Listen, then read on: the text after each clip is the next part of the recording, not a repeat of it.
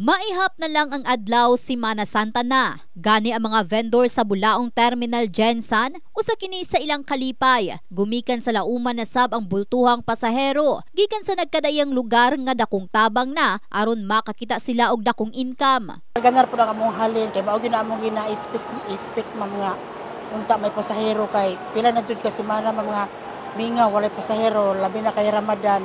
Ay mga pasahero ang kasagaran manggod kay kung naay may mga okasyon na bulan, daghan jud pasahero. Og ang ting-uli pod na adlaw, daghan jud pasahero magpila.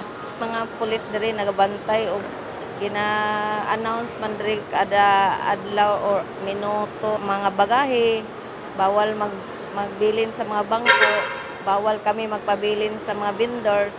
Matod ni Raymond Ledesma labaw sa Bulaong Terminal, usa kini sa ilang ginapangandaman ang masiguro ang maayong serbisyo sa mga pasahero. Milabay nga tuig 2023, panahon sa Semana Santa, anaa sa kapin 10,000 ang pasahero sa bus ug van. Ug karon nauman nila nga mas daghan pa, gumikan gawas sa maong okasyon kay ilasam nga ginapangandaman ang summer vacation.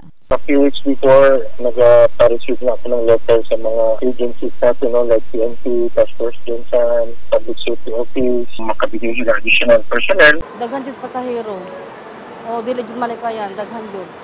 O kanang bago jud mo lakaw, kanang layo-layo pa mga 3 days bago maglakaw, dapat iandam jud tanan ang dapat kalang dalhonon para dili bitaw kalimot o kanang mag-ambo ta para iwas disgrasya. Pahinumdum na lang ni Ledesma sa mga pasahero. Likayan ang pagdala og daghang gamit. Gawas ni ini siguruhon usab nga sa ilang pagsakay, kinahanglan kumpleto ang ilang mga dala. Sama sa ginapahinumdum pod sa mga otoridad, musunod sumala pa sa mga ginadili sulod sa terminal ug makig-alayon sa checkpoint area alang sa kasiguruhan sa ilang seguridad. Since tapos na ang pandemic, kahit na tayo ng maraming pasahero. Aware naman siguro ang sana kung siya ang pwede o kung siya ang dili pwede dalahon sa bus o parehaan ng mga deadly weapons, kabuto. So, mga remind lang sa travel light and mag-cooperate. In the heart of changing lives, kini si Russell Jean Mantile.